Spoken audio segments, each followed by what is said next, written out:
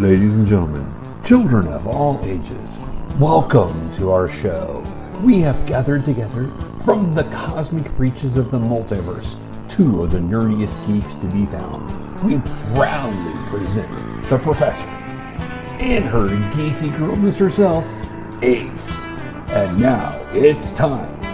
GeekyKOOL presents Professor and Ace.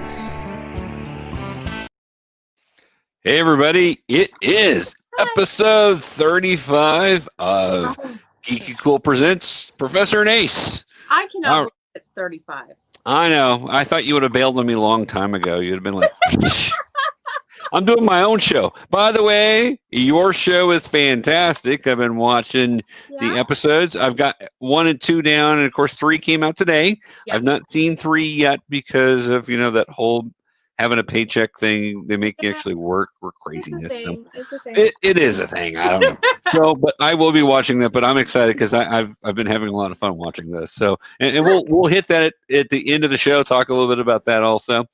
Tonight we wanted to go back to the well that we had been on for a while, and then we got away from. But the well of looking at classic movies during a certain 5-year time period and telling you guys our favorites. And so we are in the late 40s. We are 1945 to 1949. There's some great movies during this time period. I love the 40s. Yeah, too many. Exactly. Too many. And the really funny thing is once I started my list, I'm like, oh, my list is very well, no, it was a long list, but it was all very similar type of movies. It's a similar style. Well, you like noir. So yes. I've seen some noir in your. Well, I actually didn't pick. There's a couple noir that I liked, but I kind of thought they would go on your list, and they're not my favorite. So right. I didn't go there. Right. But I was like, oh, Larry's gonna go to noir. He's gonna go. Well, it's my well. What can I say? When I was exposed to classic movies, a lot of the ones that drug me in were the noir ones. So this is really kind of my wheelhouse where I come back to. So I do appreciate that. And yes, the list is full of noir. So there's one comedy. I've got one comedy on there. I mean, I have drama, comedy, a mix. Comedy. So I have a lot of comedy. So, and there's nothing wrong with that. My comedy is going to be a little different than yours, though. I can guarantee it. So, all right. So I'm glad we got 3 people watching. Hey, guys. If you like to comment, feel free. If you want to give us your favorites, or if you think we picked a great movie and you want to comment, or if you think we picked a bomb of one, let us know anyway. We won't take offense to it because this is. If you even seen some of these movies. Yes. I'm always thrilled when people actually see some of these movies. So. I am with you. I'm with you completely, Ace. Okay. Well, let's get started on it. We'll kind of go on, and I know we'll get talking about some of these. Some of these are really interesting, and at the time were very unique movies. What I've seen is a lot of it has been copied over. Because, and again, over and over. Again, we're talking, still pretty early on the movie making business. Right. Really, the 20s really jump-started Hollywood. And so you get the 20s and 30s. Now we're in the 40s. And they're still putting stuff out that's done different than other things, but will set trends for the future. So that's true. I always say this, like your favorite movies from the 90s usually have some kind of like link back. If they're not a remake completely, they have a link back to the 30s and 40s, and it's the true statement. And sometimes they're just complete remakes of things. You're like, I had no idea that was a remake. You've got nailed. Yeah. A remake of The Shop Around the Corner. Yep, it certainly is. Yep. It certainly is. And there was something else I saw the other day that I was reading an article on that was a movie that I really liked, and I went, this was a remake? So I had to go check it out because I'm like, oh my gosh, I had no idea, but I was so excited to find it. So yeah, like there's even ones that you wouldn't think. Brewster's Millions with Richard Pryor, funny movie from the 80s. I enjoyed it. It's actually a remake. I mean, they changed things up, of course. Sure, right. They have to write it to Richard Pryor to right. style of acting, but no, it was a remake. So yeah, if you guys have like favorite movies from the 80s, look them up, and then they should say they're inspired by certain movies or that they're a complete remake, because you never know. You don't. But by the way, do you like the beard I'm growing? It's kind of. Get the. You like my. Oh. Yeah, I do. Yeah. Yeah, mine's. I kind of have the Tony Romo beard going at the moment. So I don't know. I've never really grown a beard, but I just decided I'm tired of shaving, so why not try it and see what happens? I mean, I gave myself bangs the other day. I was like, I'm gonna. You know my thought on bangs. Like, I'm a child of the '80s. Bangs are awesome. Make them there. Make them big. I can do like the big hair with this style. It would be awesome. So you even go with the word awesome. So there you go. I say awesome all the time. So are we going to? I have. These are not in a particular order except for the first one, my number one pick for the first. So I don't really have a particular order of these. Sure. So just tell me what one you want to go with first. We'll do that. Okay. Hold on just a minute. All right. Oh? Yeah. Are we okay? Okay. I heard thud, thud, thud, thud, thud. And when you got a kid in the house, that's not often a good sound. No, you go check. They dropped a 2-liter. So. Well, there you go. That happens. As long as it didn't explode everywhere and just get left, we're all right. We're all right. Okay. So do you want to start or do you want me to start? We'll have you start. Ladies first. Okay. So this one is from 1948. It has Cary Grant, Myrna Loy. You know I love Myrna Loy. She's one of my favorite actors. She's actually on my list a couple of times. But this is Mr. Blandings Builds His Dream House. There you go. If you guys enjoy The Money Pit with Tom Hanks, this is basically that. It is Myrna Loy and her husband, Cary Grant. They buy this 200-year-old farmhouse in the middle of nowhere. I think it's like Vermont or something like that, if I can remember right. And it is beautiful until it's not. Right. Money pit. Right. Yeah. The money pit. They have 2 daughters. And so it is literally him trying to finance refinishing this house and making it her dream house. And they tend to like grow apart a little bit and all that stuff throughout this, and then they get back to, like not completely, but they have issues because right when you're remodeling a house, you get stressed, and money's a stressor. But it's funny. It's a comedy. It doesn't take itself too seriously. I really enjoyed the chemistry between Myrna Loy and Cary Grant. They're actually both on my list in another movie together. I think it is very much like the Tom Hanks and Meg Ryan chemistry. But Myrna Loy can kind of do that, and I love her so much because she does it with William Powell in the right, and then she does this with Cary Grant, and she was actually in 3 movies with Cary Grant in the 40s, and all of them have this chemistry that just seems so natural. Just quick-witted. Myrna Loy always plays quick-witted and funny, smart women. And she's a funny, smart woman. Mariel is funny and smart, but she's also, it's a time where it was the husband was the head of the household. He made all of the choices. He made all of the decisions, whether they're good or they're bad. Right. That. And so it's a different time and everything, but no, it's such a beautiful movie. Like if you haven't seen it, it is funny. And if you like Money Pit with Tom Hanks, this is the original Money Pit. So.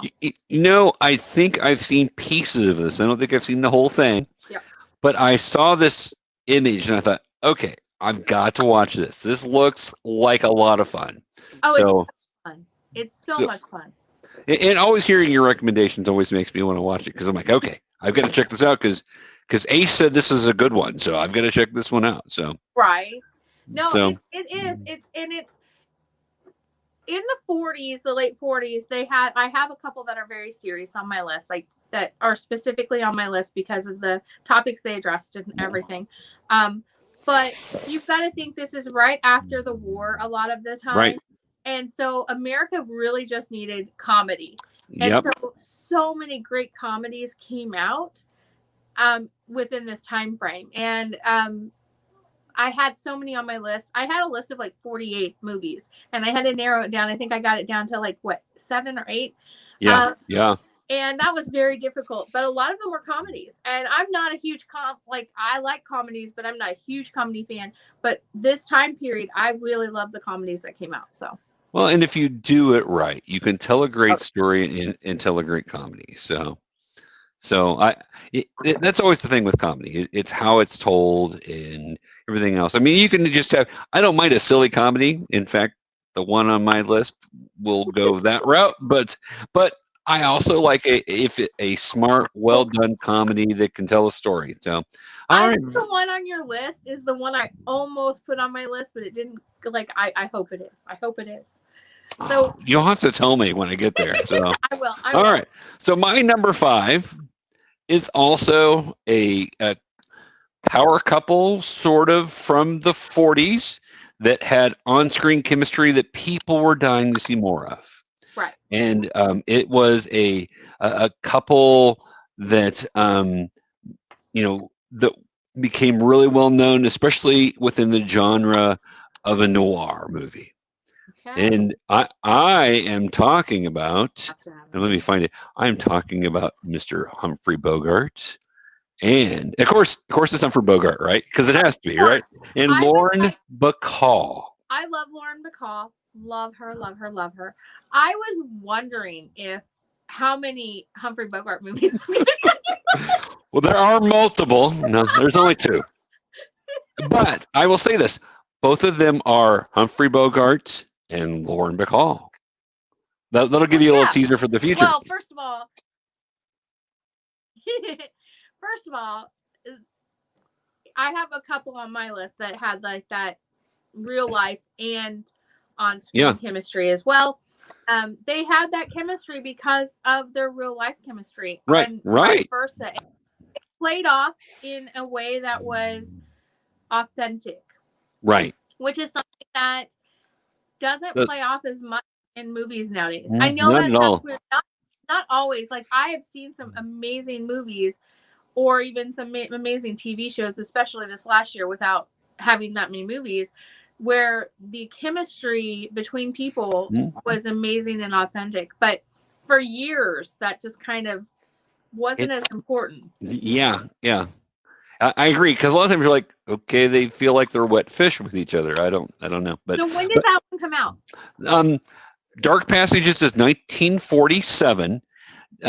It's based off a book from 1946. So they took this book. This book was so popular, and they went ahead and made a movie about it right away. Of course, again, noir was a big thing, especially through the whole 40s. The whole 40s, noir really built up and became a huge thing. There's a lot of great noir movies. This one, here's an interesting story. And so I really like this one. Basically, Humphrey Bogart's character is convicted of murdering his wife. Yep. And we see this at the beginning, but we never see his face. We never see his face at the beginning, and we hear a voice off screen.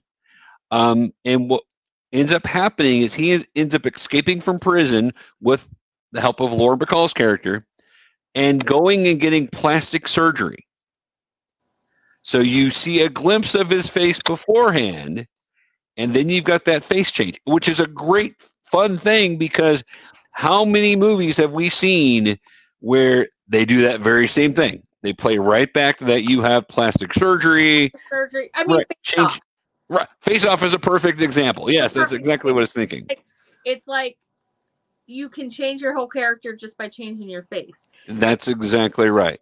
And the so it was, they were intentionally shot, but the movie was intentionally shot in a way to subjectively from the male's lead's point of view to avoid showing the face of Vincent Perry, which is Humphrey Bogart's character, on what it looked like before. So a lot of the movie, he's looking in the mirror, trying to come at terms what he looks like now, and so it's a very interesting film, a lot of fun, and a really cool murder mystery that I just really enjoy. I just find it a lot of fun.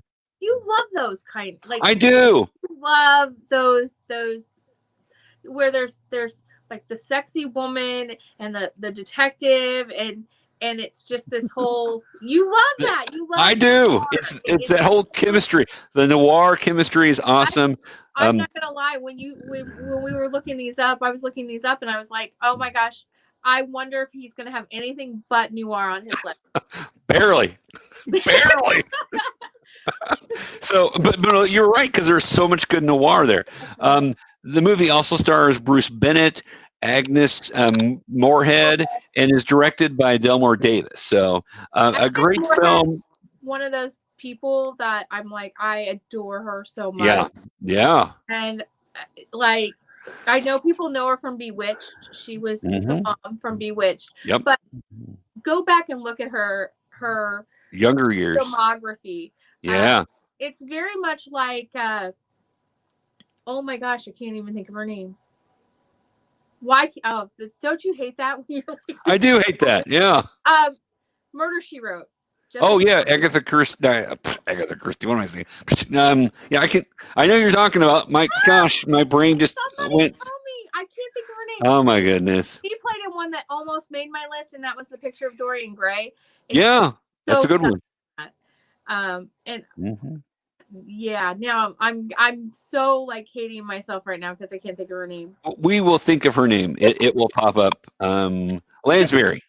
Yes. Angela Lansbury. Angela Lansbury. See, there we go. Woo! Score, Larry. Sometimes these names just. Well, I know. Sometimes I'm talking to people and even called them by name earlier, and their name escapes my head in the middle of a conversation. Nothing worse than that. Going, hey, dude, yeah. So that's my first one. And again, we will see Humphrey Bogart and Lauren Bacall again. The studios rushed some of their movies together because of the on-screen chemistry was so powerful that they felt like they could. To profit off of it. They wanted to profit off of it. Lose steam.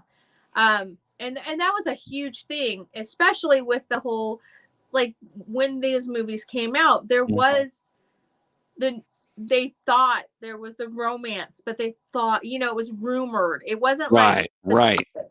And that draws movies too.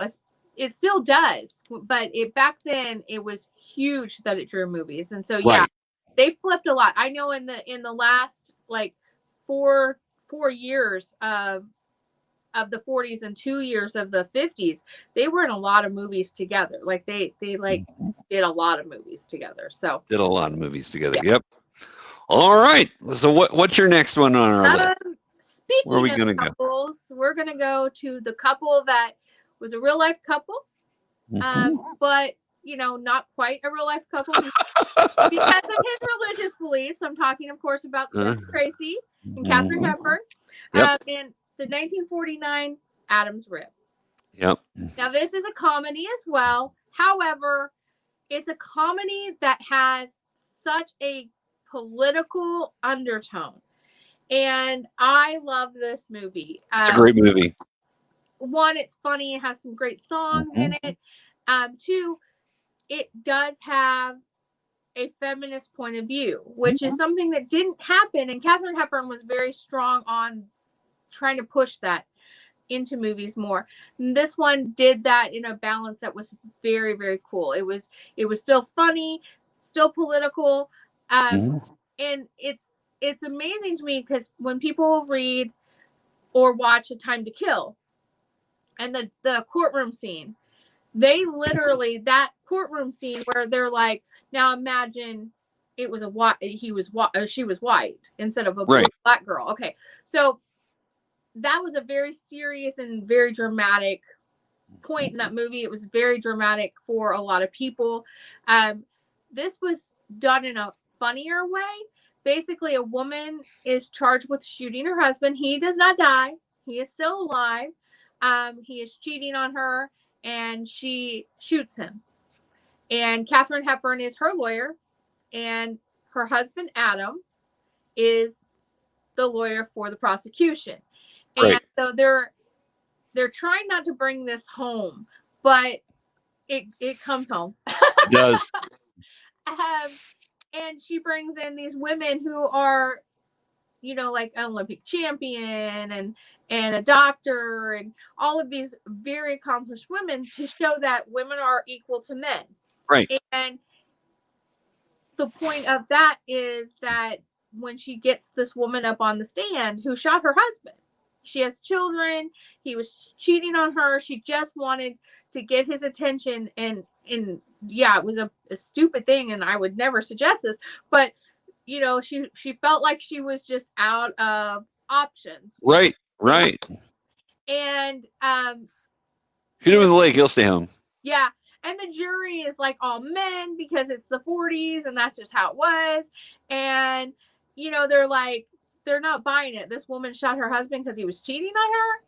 And then Katharine Hepburn says, okay, now picture her as the man, her as the husband, and picture the husband as the wife. Mm-hmm. And how would that change how you feel about things? And it does. It changes things. And, but the scene where they picture this beautiful woman as a man, and this man, this little wimpy man, let's face it, he's like, he's not like, he's not a very attractive, he's a weaselly looking man. As a woman, it's hilarious. But no, I love this movie. Katharine and Spencer they have that chemistry like you were talking about. They certainly do. Yes. And it did go off into real life.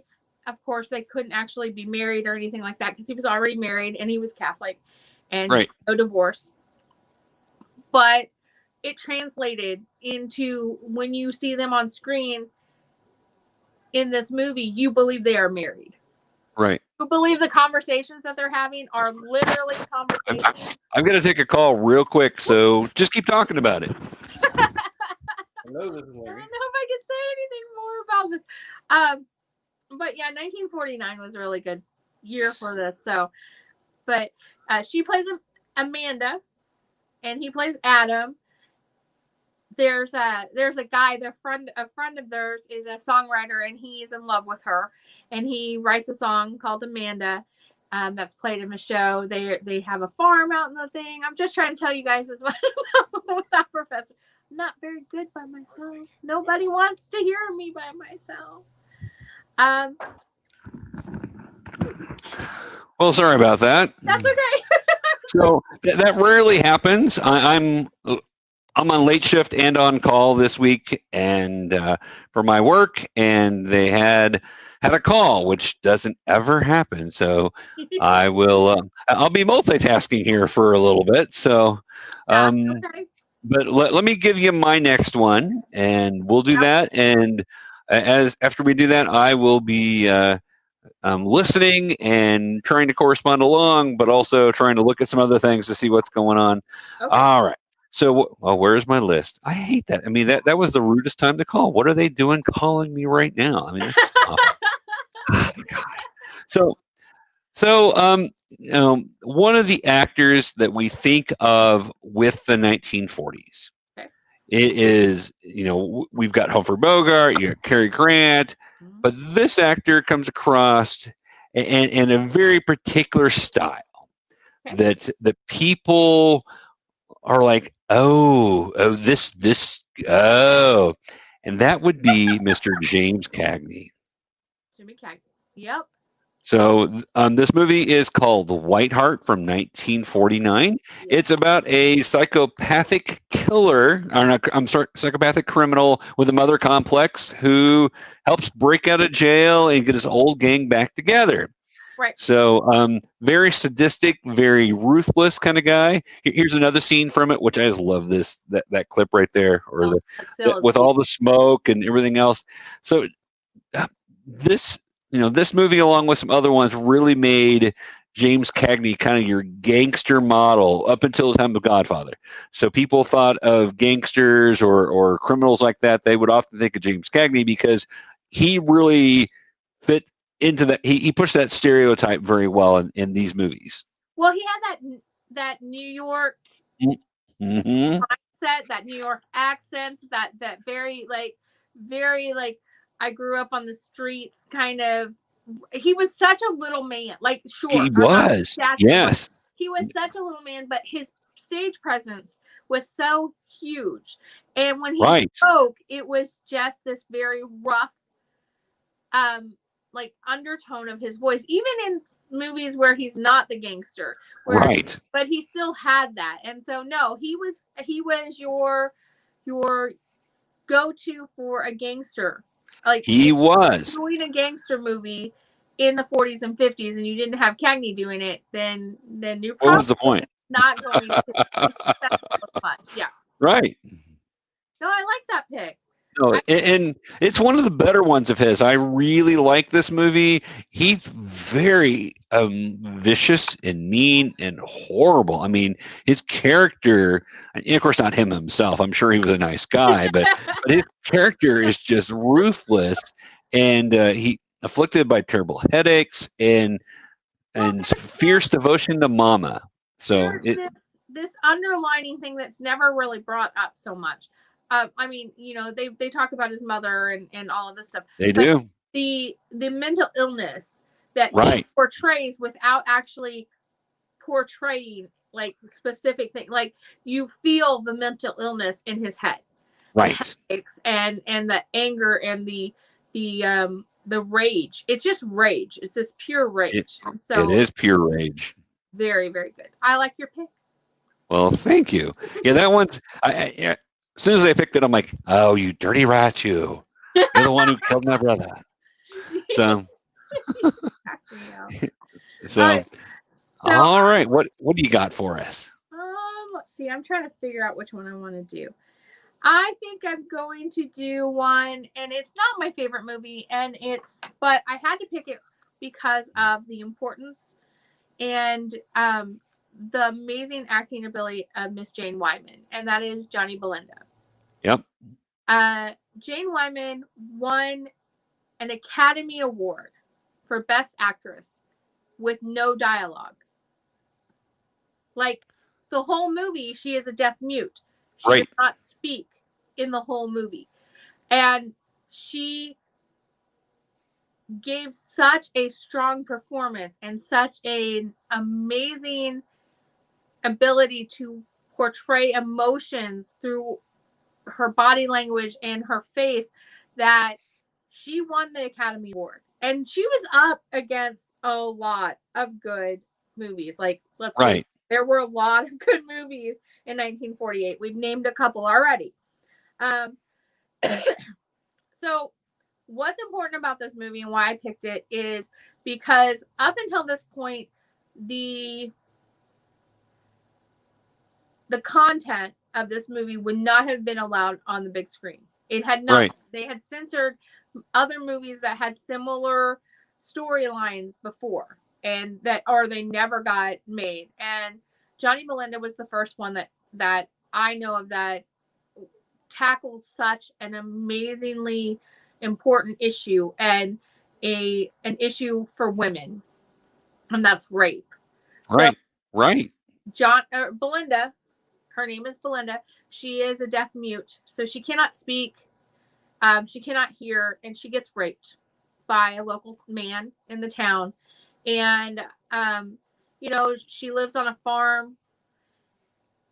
She can't tell anyone who raped her. She can't even tell them that she was raped, but she does get pregnant from this rape. Then she is befriended by a doctor, the local doctor, who's trying to figure out if she can hear, like why she can't hear or speak. And the whole town then goes into a rumor mill. It's just a huge rumor mill that is against her. It's very Scarlet Letter-like. Right. The fact that, except in the Scarlet Letter, the preacher is the father of the baby, and this doctor is not. He is not the father. The rapist is, and but the rumor mill is just churning, and she gives birth to a little boy named Johnny, so that's why it's Johnny Belinda. And she's a good mother. The man who raped her gets married. He becomes a prominent guy in the town, and he ends up killing her father or uncle. I can't remember if it's her father or uncle. You're gonna take another call, so okay. Carry on. Carry on. Sorry, I apologize, guys. You're good. I can't remember her father or uncle. If anybody knows, please comment. It's been a while since I've seen it, but he pushes him off the cliff, and then he convinces his town and his wife that they need to take the baby Johnny away from Belinda, and the town's all for it. They think that she's, like a slut. And back then she's an unmarried woman who they think that had sex with this doctor and had a baby. And it was an unfit mother situation back in the 40s. And that's a big deal.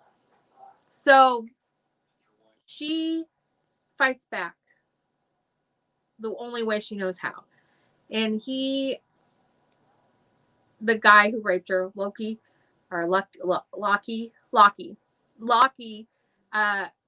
his wife realizes that Belinda is a good mother and doesn't want to take the baby away. And he demands that she does, because he tells her, that's my son. And Belinda ends up killing Lockie. And during the trial, hi, Professor. I'm sorry about that, guys. You're good. During the trial, the doctor stands up for her and is trying to get them to see that she did not kill him. They're getting ready to pronounce her guilty when Lockie's wife finally stands up and is like, no, my husband admitted that he raped her and that he was trying to take the baby and the baby's his and all of that. But the powerful portrayals of these characters in this movie is why it was up for Academy. I think 7 Academy Awards is what it was up for. Jaden Wyman won without any dialogue. I mean, which is crazy, right?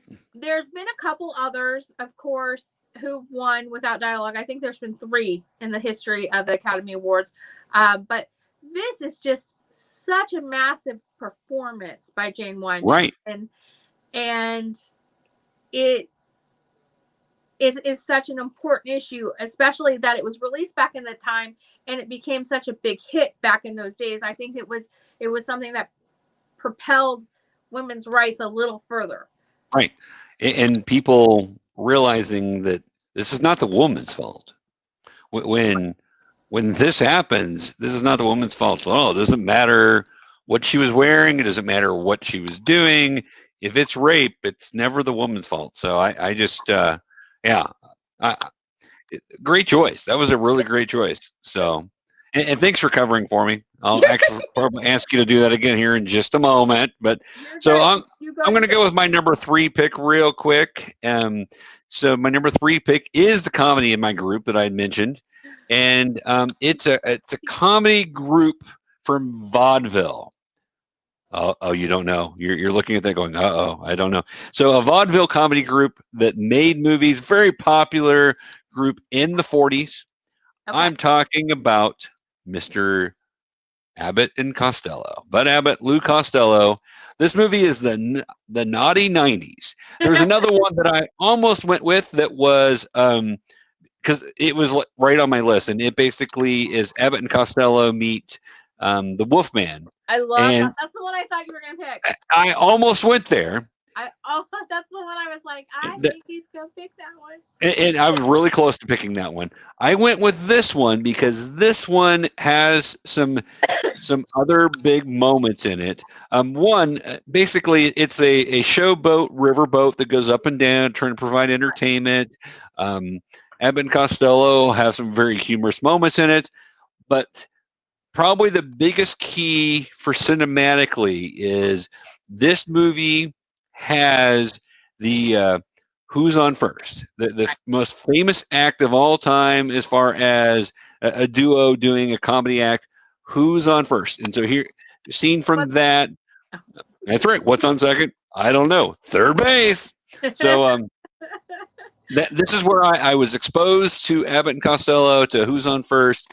So it means a lot to me. I love them when they meet the different monsters, and the Wolfman is the one where they have Wolfman, Dracula, and Frankenstein all going on. Yeah, I know. I love that movie. Yeah, so you got them against the Mummy, you got all these other ones, and so I love those. I almost picked that way, but because of Who's on First? Of Who's on First, that really kind of won me over. That this is probably, and I love both movies, so both of them are right there. Where is my list here? Where is my? Here we go. Here's my list. Trying to find stuff. Well, because I had to move some screens around. Let's see. Also in there, so this version of Who's on First is what's actually shown in the National Baseball Hall of Fame in Cooperstown. They also have a great little bit that they often do these things called lower and higher routine, and Abbott is trying to, Lou Costello is trying to audition for Abbott's performance stuff, and he wants to be a member of it. And Costello gets distracted with stuff that's going on behind the scenes on the set. So he's trying to tell them to bring something up higher and lower. So he's trying to sing. It's like higher, higher, lower, lower. So it's a great little bit. I love their little bits. So Abbott and Costello make my list because of, and want to just mention there were a lot of great acts of vaudeville that did make their way over. You've got the Three Stooges, you've got Laurel and Hardy, and there's some other ones that made it over also. Abbott and Costello's right up there with both of those groups in my mind. So, and I actually have more of a fondness for them just because of my introduction to them. Right. Other than, I love the Three Stooges also. So I love the slapstick vaudeville stuff. Always loved it, and I'm just glad to see it. The sad thing with Three Stooges is they never made feature-length films. They tried and tried and tried. The studios would not let them. Unlike that, Abbott and Costello broke free and actually were able to make full-length movies. Well, Abbott and Costello's storytelling is more storytelling, and the Three Stooges is more slapstick with story intertwined. And that's true. That's a fair point. And that, I think that it would have made it, if they would have been around and been doing movies in like the 70s and 80s, they would have been doing movies in the 70s and 80s. Right.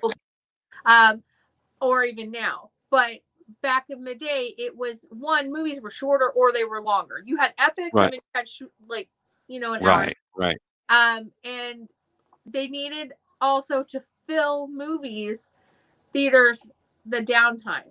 Right. So they did a lot of shorts.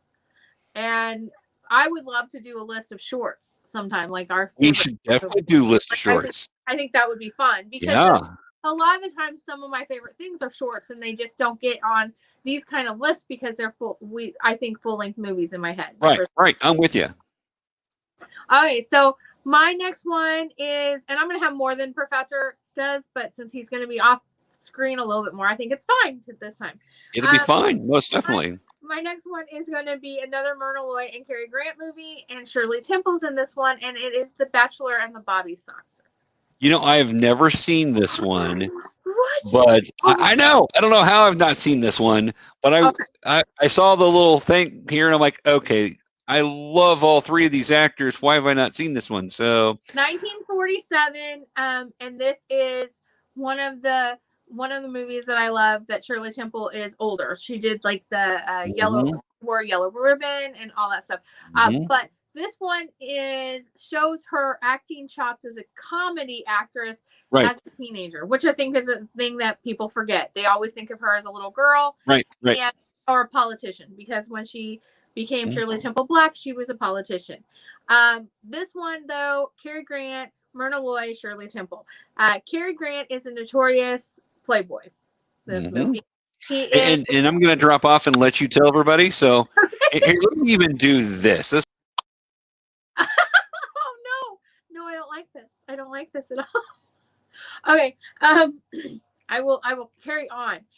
Cary Grant plays Dickie, and Dickie is a notorious playboy. He is a rich guy who just plays the field, and Shirley Temple's character Susan gets infatuated with him, and her sister is a judge.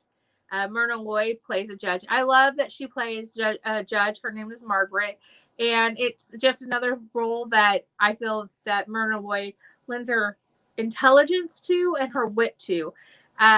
She orders him to date her teenage sister, so it's a little creepy, but it's not anything inappropriate. So it's just kind of to teach her sister, that you don't really want to date an older guy. You really want to date Jerry. Jerry is like the boy who likes her and who she's trying to, not be, because she thinks she should be trying to be sophisticated and all of that.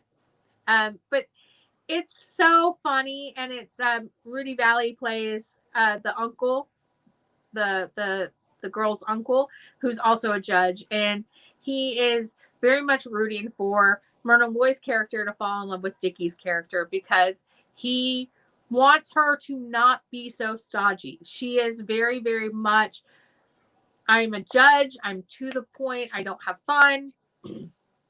And Rudy Valley's character kind of tries to match make a little bit, while Myrna Loy's character has ordered Dickie to date her teenage sister.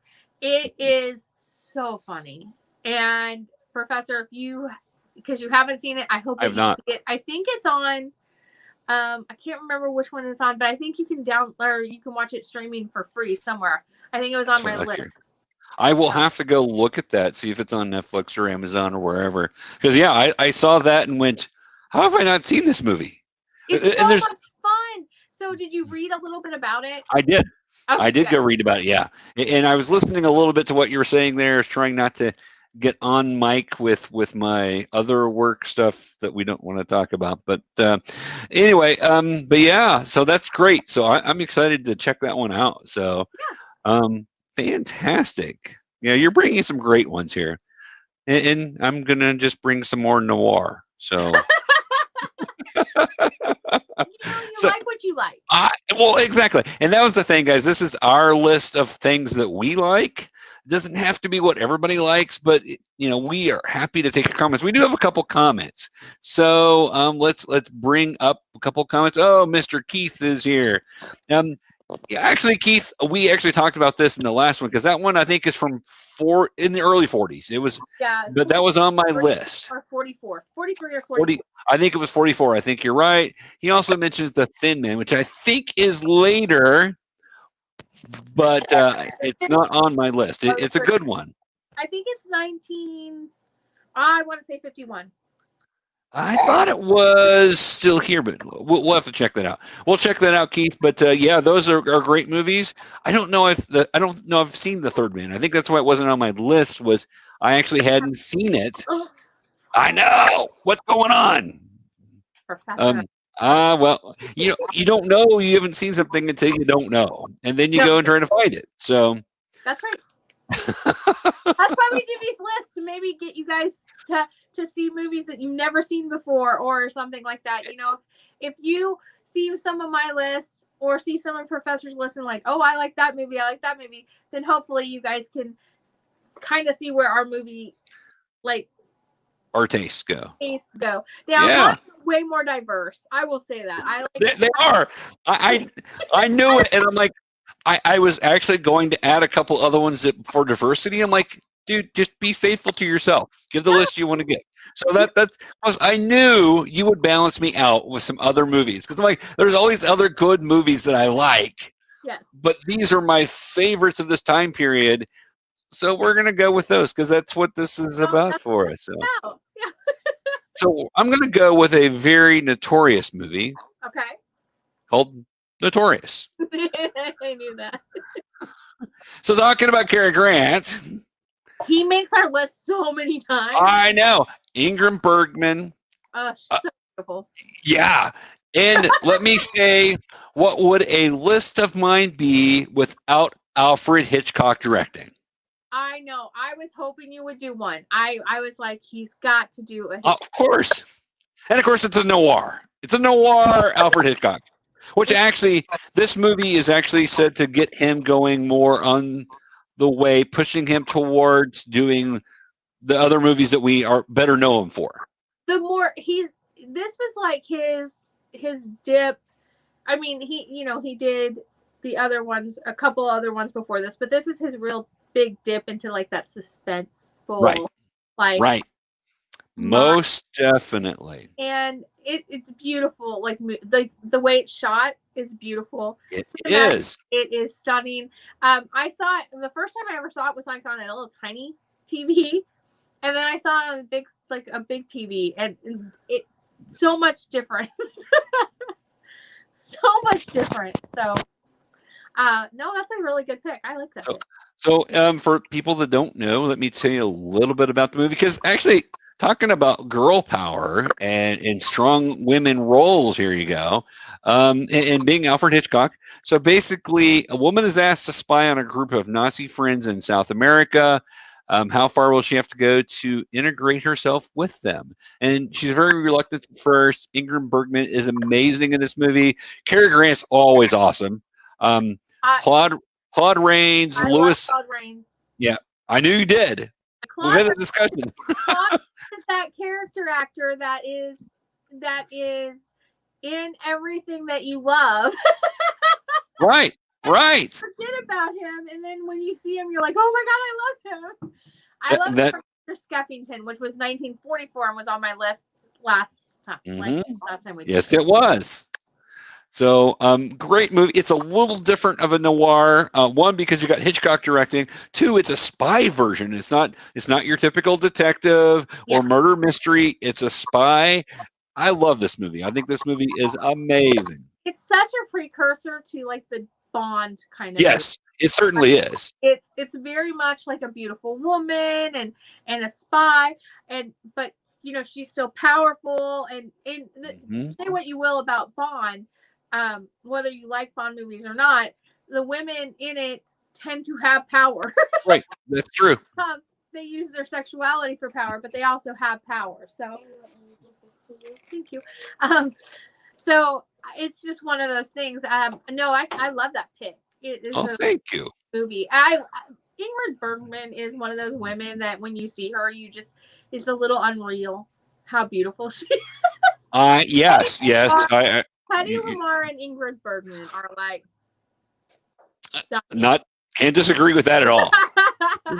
For those people out there that watching or will watch it later, and you're thinking, you're talking classic movies, black and white, some of them, blah blah blah. Dude, the women in these movies are a natural beauty. They're amazing. They're not these little stick figure models. These women. Some of them were tiny. Well, some of them, yeah, but right. Well, Audrey Hepburn's a little more of that, but her attitude is not that, though. I mean, Lana Turner was. Well, that's true. That's true. And I'm not saying that they were all voluptuous. I'm just saying the women were a natural type of beauty. It's amazing, and their presence on the screen just was like, oh my gosh, I can't take my eyes off of her. The thing about it is, I'm going to disagree with you. Go ahead. Just because I know costumes and I know fashion. That's true. All the things that they had to put on underneath their clothes. No, yes. But I will say this. I think that the classic beauty, the studios knew what was selling at the time, and they only hired actresses, or for the most part, they made the actresses that had that beauty, those symmetrical looks, and the smaller waist and the bigger bust or something. For the most part, they pushed them. However, that doesn't take away from the acting chops of these amazing. No, right. No, that was my other part of the point, was that they're beautiful to look at, but dude, they can act amazing. Their acting ability is amazing. So. And they're great. And I think a big thing, and I think this is the thing that gets you, and it gets a lot of men who like these older movies because of the women. They're like, there's something about them. I think it's their grace. Yes. They come onto the screen, and even if even if we're talking Shirley Temple in The Bachelor and the Bobby Soxer, she's playing a teenager. She comes onto the screen and there's still a grace. Right. There's still a way she moves. And yes. it's very seductive, but not. And it confuses your senses a little bit. And they did that so well back then. And the problem with a lot of filmmaking now is there's no underlining to it. It is what it is. Right. And right. That's fine. And you know, it makes for very eye-popping movies a lot of the time, especially when you're talking about, you know, your suspense and your thrillers and stuff like that. Now, compared to your suspense and thrillers then, there was more having to do with how it was filmed and the costumes and the shadows. Just the shadows. If you just take noir and you just take the shadows, yes, the shadows out of it, and you made it a colored film without the shadows and full like light or just a little bit of shadows and stuff, it will change the whole way that movie is. Completely. So I love old movies, and anyone who knows me knows I've always loved old movies, but I get kind of sad when people say they've never seen a black and white movie, and I have friends who've never seen a black and white movie. Why? I have friends who are like, well, they're boring. And I'm like, but they're not. Right. Well, if you're watching a boring one, you're watching the wrong one. Let me give you a list. These won't bore you. Right. And some of them will. Like, I'm not going to lie. I'm sure that some of mine on my list would bore some people. I'm sure that Adam's Rib would bore some people. I find the humor and the wit. I find the witty humor. It's very witty. It's great. So yeah. And I love banter. I love movies where the leading people have banter. And you know, that's the other thing is script writing today. Not all script writing. Some of them are amazing, but they push through so many that just aren't. And they did that back then too. Right. Let's face it. If you look back and see how many movies were made in these years, they have a lot of flops. Right. But the ones that were really good, a man walking behind me. The ones that were really good, they had specific. Needs to be in black and white, I think. Yeah, I think he would be better in black and white. Just be like, oh, yeah. But no, you should all go watch black and white movies. They're saying. I agree. Well, what was the diesel punk movie from a few years ago with the airplanes and the attack on New York? It was black and white. It was a diesel punk film. Oh gosh, some big names in it too. I'm trying to think of Sky Captain, and the World of Tomorrow. I love that movie, but it bombed, and people were like, "Oh, it's black and white." Dude, go check it out and look at how cool this is filmed. It reminded me of going back to these type of movies. So right, I will say one movie that anyone who's ever seen it has liked it that I know of, that I've talked to about it, and it's black and white with a pop of red, and that's Schindler's List. And it was done like that on purpose. So it was. Know that I just hope people watch the black and white movies from our list. I agree. We've got Mr. Keith here with another thing, so we'll pop this on here. Batman and Robin was an important film, Missouri film fan time period.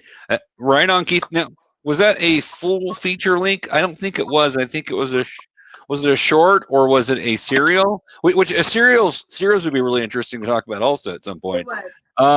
I'm not sure. I was thinking it was a serial movie, but maybe it was full length. But I didn't even see anything listing that. But yeah, no, that is an important film. The costuming is kind of crazy, but you got to remember when it was created. So the Scallywag thinks it's a serial too. So that's what I thought. If it's a serial, we definitely do need to do a serial thing.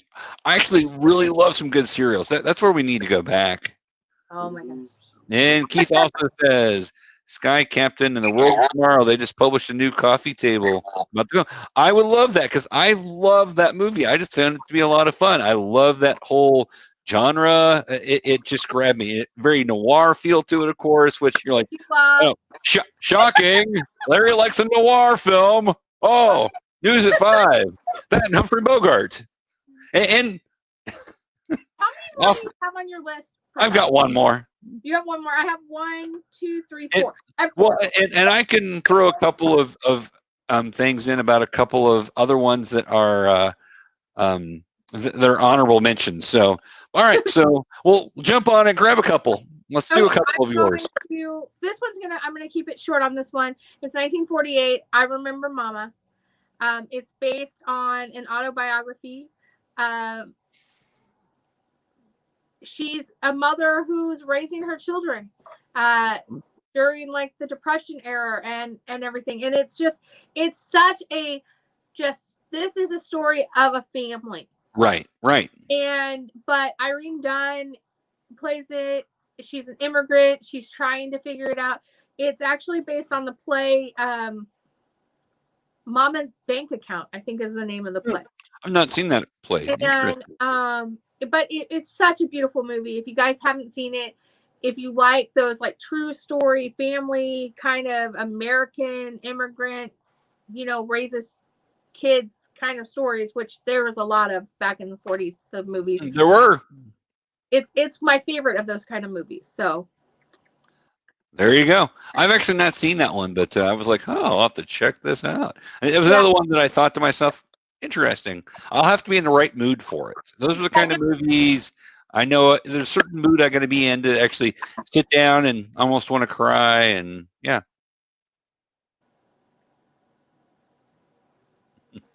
I just got like a text. So sorry. Oh, well, no problem. At least your phone's not ringing for work. The one time it rings. Oh my gosh. What else you got for us? We're gonna do another Irene Dunn, but this time she's showing her comedic chops, and that's with Life with Father in 1947. William Powell, Irene Dunn. Love this. Have you seen this one? I have not seen this one. Oh my gosh. Is this a musical? It kind of looks like a musical to me. It was based on a Broadway play. Okay, all right. It does have some fun things, but it's not a musical. It's a comedy. Yeah. And it's based on the Day family. Clarence Day is his name. I can't remember hers, but they're just this typical family, good Catholic family, except for the fact that I think Catholic or Protestant. I'm thinking it's Catholic. But he's never been baptized, which is a huge thing. Mm-hmm. His wife wants to get him baptized. The whole time this movie, she's like trying to convince him that their luck would be better and this would happen and this would happen if he was baptized. Right. What is great about this movie is the undertone of the political corruption and the organized religion that he really doesn't want to get baptized because he doesn't like the politics that come with that. Right. He's already a really well-known businessman. He's doing well for himself. And she keeps saying, well, you'll do better with this. And if you get baptized, you'll have some prestige and all of this. And he just doesn't like that. He doesn't want to play into that. They have some sons and daughters, as you saw in the picture. Yeah. One of their sons, I think it's their oldest son or their second oldest son, is in love with a girl played by Elizabeth Taylor. So you gotta have some Elizabeth Taylor. You need Elizabeth Taylor. I'm glad you brought her in. But this movie is super like cheeky and funny, and I really like it. I love William Powell. Him and Myrna Loy are they're some of my favorites. Irene Dunn is one of those actresses that are hit or miss with me, and I was actually shocked that she's 2 of my movies that are on my list, but she is. She hit it. She hit in the 40s there for you. In the 40s. Yeah, there you go. But no, Life with Father from 1947. I will need to check that one out. That all right. I like a good comedy, so I like something that'll make me laugh also. Oh, this one is very much so. He gives the feeling of from Meet Me in St. Louis, the father. Yep. very like stern. Yep. Yep. Loves his family. And that's what the picture reminded me of. Yeah. The picture reminded me of Meet Me in St. Louis. So yeah, that's why I was asking if it was a.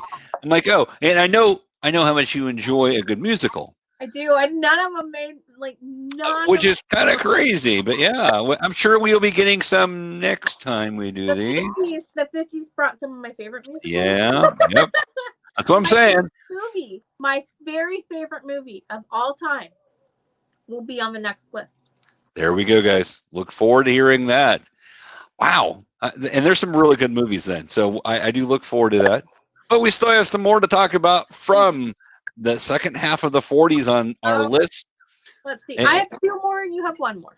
Right. And then after my 1 more and you do yours, I can do a couple of talking a little bit about a couple of honorable mentions. So we're going to go by number 1. And as promised from number 5, I told you a power couple would be back. Yep. And we should not sleep on this one. It's The Big Sleep. Humphrey Bogart, Lauren Bacall in The Big Sleep. This movie is awesome. I love this movie. Again, going with the whole noir private investigator, and I don't know how many Humphrey Bogart movies I can do like that, but no one played a private dick like Bogart. That's true. He was a big dick. I mean, no. I love Bogey. Bogey's awesome. Actually, Bogey will continue into the 50s for me also. Yes. There's some films of his with some other people in particular. Yeah. So actually, there's a couple that really will make the list also. So my boginess will not end here, guys. But yes, I love that. My boginess will not end. It's based off of a 1939 novel of the same name. So they like to take these noir novels and make them into movies. And like, who are we going to get to play the lead? Humphrey Bogart. There we go. Anytime, Bogey. Anytime if they wanted it to be big, it's like Cagney with the yeah, exactly. The really interesting thing about this movie is it doesn't focus on the results. It's a private investigation of a murder, but it gets lost in getting to the end because we get wrapped up in the process. It's really about the process and the investigation. How the investigation happens is so much more important than who did it. Right. And so I love that. I love that they kind of take it and like, here's how you typically do these movies. We're going to do it differently. Yeah. Which is beautiful. I love movies that mix things up a little bit. And exactly. And again, it's the storytelling. It's really not about. I've been trying to I'm teaching some story writing, creative writing, and I was like trying to go. Sometimes the details are more important, and sometimes they're not. Right. But sometimes if you can get lost in the details. Yeah. In a book, it's not necessarily good, but in a movie, it can be beautiful. So. It's true. That is true. I agree. Movie also starred John Ridley and Martha Vickers. I don't know why I couldn't say Martha. What in the world is wrong with me? Directed by Howard Hawks, 1946. Because I'm like what's the word I'm trying to say? How in the world is my brain not getting this right now? I don't know. I thought you were going to say Muriel, and I'm like, there's not a Muriel in that, is there? There's not. It's Martha. Martha Vickers. So, John Ridley's been in several great things. So, he's one of those that he's like the Claude Rains. You don't realize that he's in things until you watch it, and then you're like, right. It's Kevin Bacon. In so much stuff. 7 Degrees. I rocket that game, by the way. Look at all the movies I know, people. Like, you don't want to play that game with me. I can see that because you know a lot of movies. I do. I know too many movies. I don't know. Wow, that's a good thing. It's a good geek thing. Right on. So, all right. I love your number 1. So Thank you. 2 and number 1 here. Number 2 is not necessarily number 2, but it is one of my favorite stories of all time, and it's so beautifully done. The color in this is just amazing because it was so pastel, except for certain thing, and it's called The Red Shoes, and it's from 1948. And look how visually stunning that is. Okay, that is so just beautiful. So one, there's not a lot of dialogue in the movie at all. Like there's some, but there's not a lot. It is visually mind-boggling beautiful. Mm-hmm. Your eyes don't know where to focus sometimes, and then when they find a spot, it is just this radiant beauty of screen and stage directing, because this movie is something very unique. It's a movie that is a play. Mm-hmm. So it is a movie that has a ballerina, a prima ballerina, and she is on stage doing the Red Shoes. And if you know the story of the Red Shoes, it's about this girl who gets the red ballerina slippers because she wants to dance and she never wants to stop dancing. And then she literally can't stop dancing. The shoes, some people think the shoes were red to begin with. Some people, in some stories, they turn red because the blood in her goes to her feet. Right.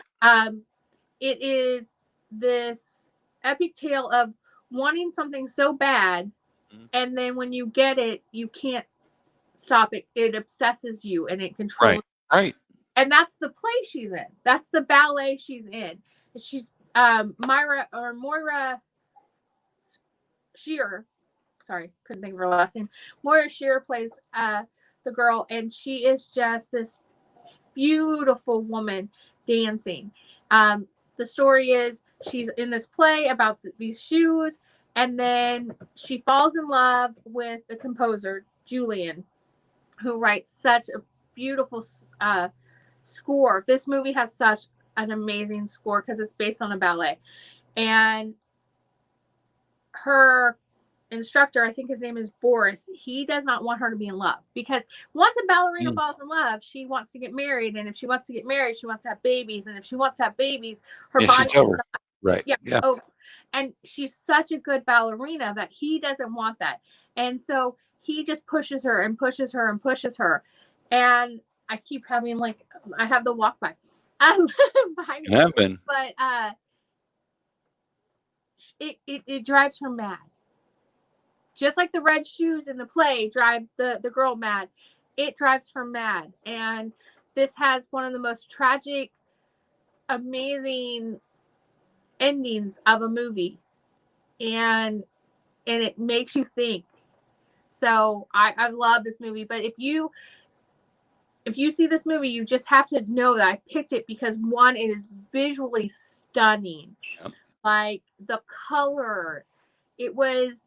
I feel like in the 40s they tend, if they had a movie that was colorized, they colorized it too much. Right. This one was not colorized too much. It was. No, this is beautiful the way it is. Yeah. And those colors are stunning. Her red hair matching the shoes. It was just I know you like redheads. Yeah, that was my thought when I saw the picture. I'm like, what is this movie? Some redhead here in a 40s movie I've not seen. I've got to see this. I don't care what it's about. I've got to see this. It is not a movie for everyone. It's half of it is done. They're filming the stage production that she's in. So I love that because you get to see the behind the scenes of a stage production, but you also get to see the stage production. You get to see the whole play. Right. The whole ballet is all in the film of the ballerina. So it's like two stories in one, but intertwined in Right. Well, and you and I both have experience being behind the scenes in a play and knowing what all is going on back there. And all of the interesting part of sometimes the stage hands and people working back there have just as much of a story to tell as what's being told on stage. So yeah. It's so beautiful, and the dancing and the score it's phenomenal, and I love that movie. So that's a great pick. I look forward to seeing that because, again, something else I've not seen, and I went, how have I not seen this one? Your whole list was like things I hadn't seen. Like, well, my problem was I'm only watching noir movies. Your list. I don't know. Well, but when they come on, and yeah, I don't know. That's I watched a lot of when I finally got cable. I ended up watching a lot of AMC and watch a lot of noir movies. I don't know. I watched Turner Classic Movies was like my go-to. Yeah. Now my number one pick, we're gonna go with my number one pick, and then we'll go through your like honorable mentions. My number one pick, because I had more. I know, 1946, the best years of our lives. This movie is wonderful. It also has an amazing cast. Myrna Loy, of course, gotta love Myrna Loy. Yes. You have Frederick March.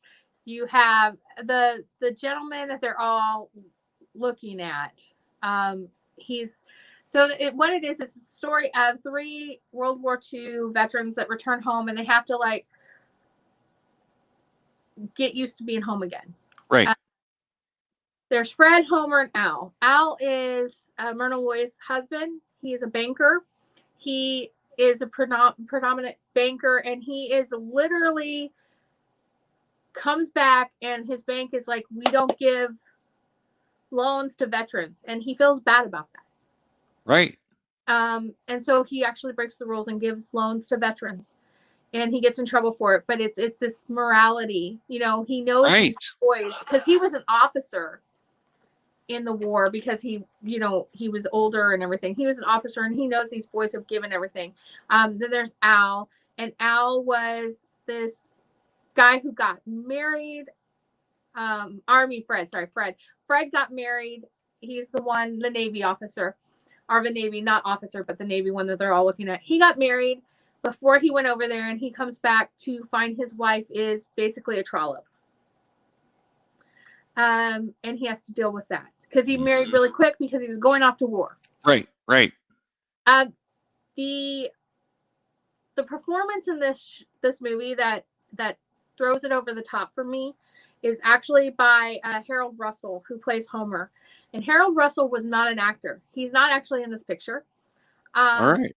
Harold Russell was not an actor, but he plays Homer, who's the third of the World War II vets. He was a World War II vet. Right. He was a man who lost both his hands. Harold Russell lost both of his hands in the war. And he is I think he's one of 2 or 3 in the whole thing of the Academy who he won an Academy Award, and he's not part of the Actors Guild. He's not he's not an actor. But his performance in this is so real because it was really how he his life. And so his performance, his character had a sweetheart. They didn't marry. He went off to war. He came back, and she still wants to marry him, but he feels like he's less of a man because he doesn't have hands. Right. And there's this beautiful scene where he, his mother helps him get his clothes on and everything. And he is in the bedroom, and his girlfriend, his sweetheart, who he's been trying to push away, comes up and is trying to help him. And, he doesn't want that. He doesn't want to feel needed. Like, he doesn't want to feel needy. And that scene really, really gets to you. That scene gets like your gut. It makes you feel like this is how he went. This is what he went through. And this movie is one of those movies that when I watched it, the first time I watched it, I literally DVR'd it. I hadn't seen it. Like, I had not seen it until, the 90s. And I DVR'd it. And I watched it over and over and over again because I loved it so much. Mm-hmm. There's some other characters, of course, Myrna Loy's character, Millie, and her husband, Al. They have a daughter who's getting, like, she's in love with a officer. And there's that whole thing. Like, do we let her fall in love with the officer? We can't stop her. But, he could come back without hands. He could come back with PTSD. And it was like PTSD before PTSD was. Right. But shell shock. Yeah. Shell shock. And it's the performances alone. When you watch it, and if you guys haven't watched it and you watch it, I really want you to focus on Homer's character, because this is not an actor. And he played in a couple things after this, just because, he was an Academy Award winner at this time. Right. He won an Academy Award for this, but he was not an actor. And the emotion that he gave and stuff, it was completely real. And I was just blown away. When I watched it the first time I watched it, I went and researched him and found out that he wasn't an actor, but he did win the Academy Award for supporting actor. So that's awesome. Yeah. So it's amazing. That sounds amazing. I've not seen that one either. So. Oh, that one is a. It's funny. It has funny parts. But it's an emotional little roller coaster. Right. It sounds that way. Yeah. And again, I like those movies if I'm in the right mindset. Sometimes I just want an escape, or sometimes I want to be thrilled, or try to figure out what, part of me, I love to try to figure out what's going to happen before it happens. So it's part of my allure for the noir is trying to figure out what's going to happen. But sometimes I just, want a real movie also. So yeah, that's great. Couple of things that we were going to also mention. We did mention the Abbott and Costello meets the Wolfman. A great movie. That was one of my honorable mentions, along with a couple of Christmas movies. Which one of them? It's a Christmas movie, but it's so much more. It's a Wonderful Life was done in this time period also. I really thought maybe you would throw that on there. I wanted to throw it on there. It lost out to noir. What can I say? Well, it's a great film. That's a great film. It is considered a Christmas movie, but it's so much more. It's really about the lives of this family and going off to war, and it's about how one life can touch many.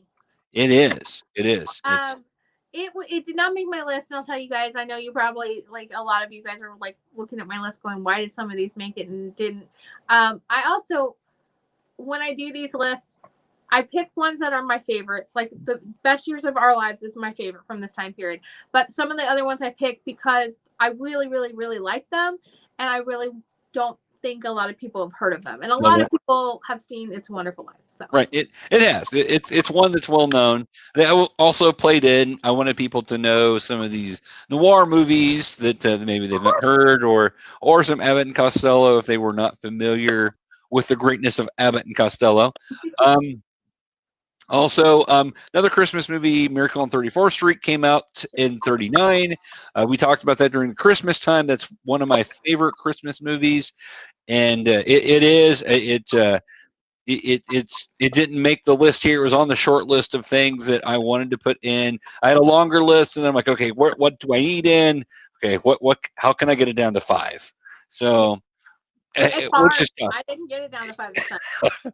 No, but you brought it down. I mean, it could have been a lot more. And, God, yeah. For people that don't know how hard this is, try to look at your favorite time period for movies, and then you have to only pick 5.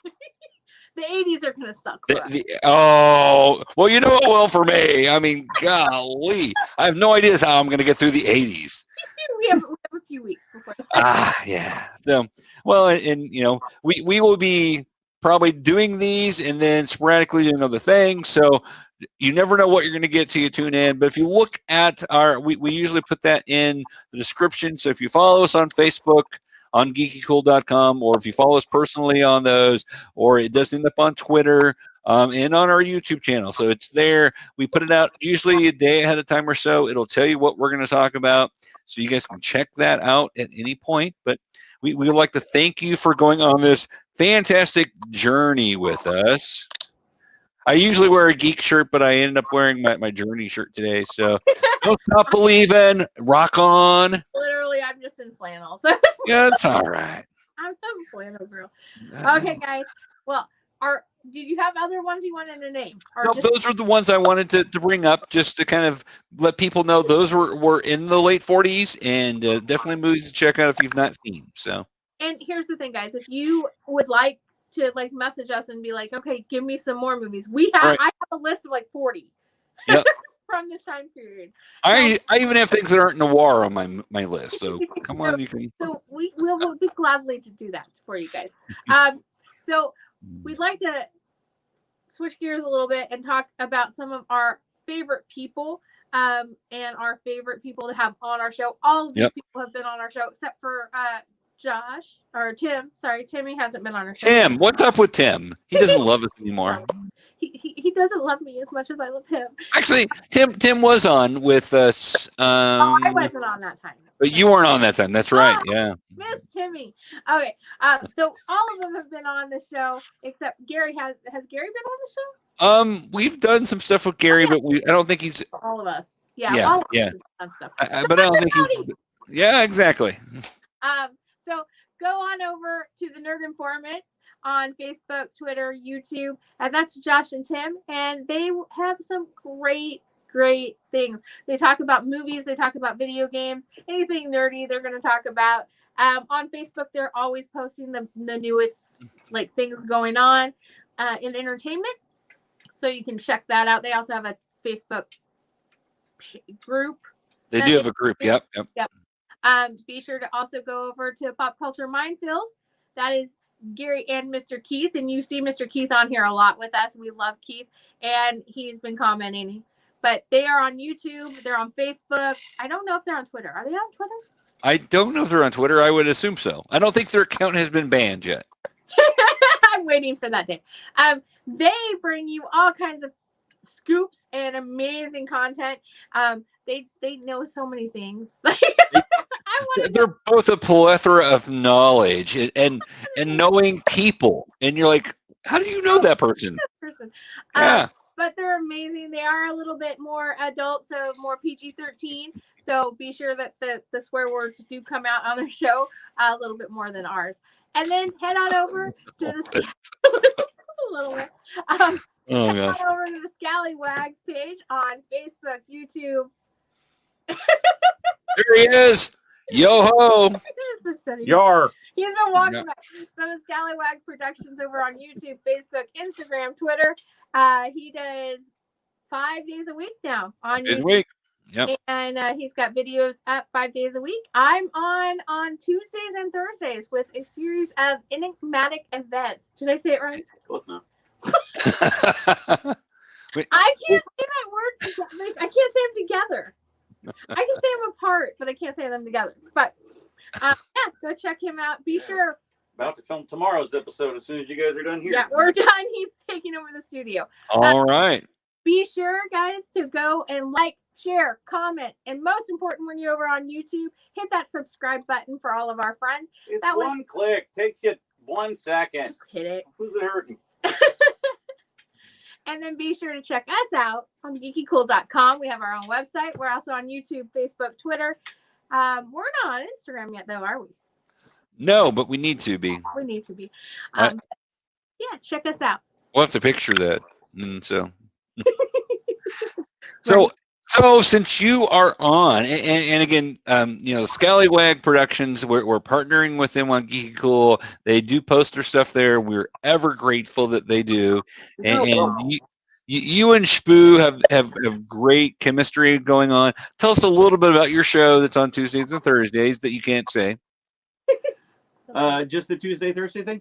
So a series of enigmatic events every Tuesday and Thursday. Right now, we just dropped episode 3, which is actually part 3 in a little 4-part mini-series that we're kicking things off with about the spies of Norway. 3 unidentified bodies that were found in Norway between 1970 and the mid-90s that had no ID, had all the labels have been torn off their clothes.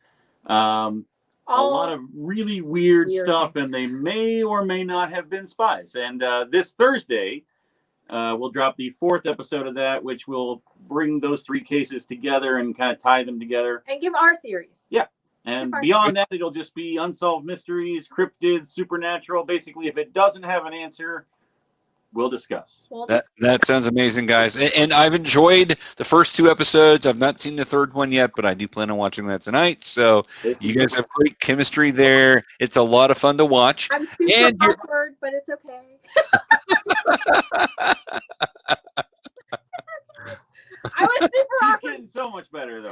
you aren't. Super awkward when we started doing this too.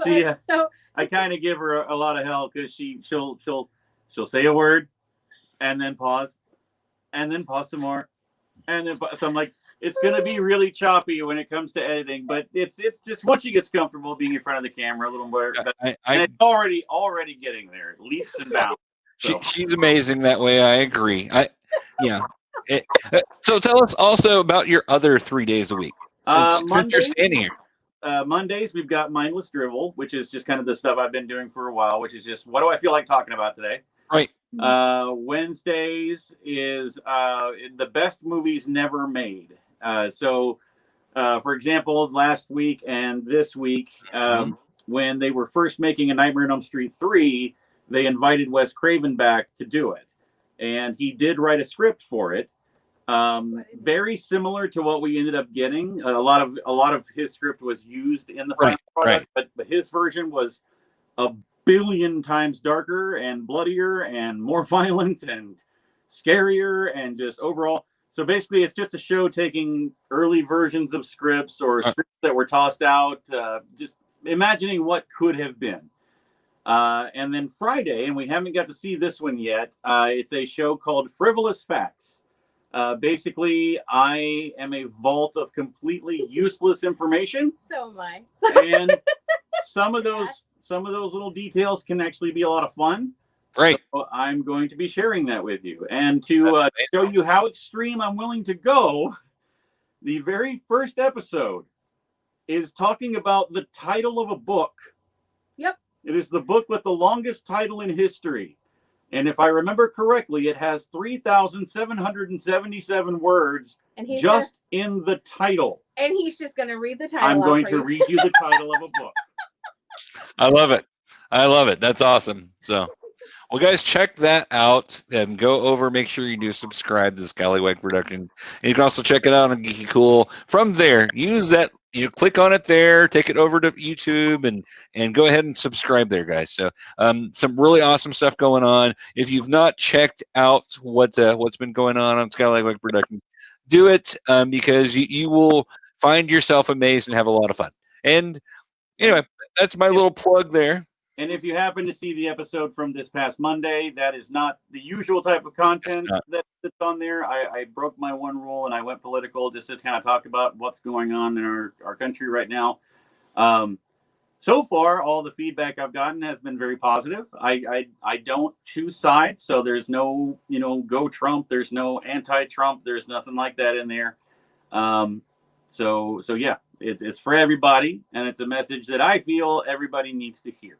So. Well, and I appreciated it and broke my rule on GeekyKOOL of none of that either to make sure you had it on there because I wanted to make sure we got it out there. Because I'm the one who posts his videos on GeekyKOOL, so I didn't post it till he told me you said it was okay. Yep.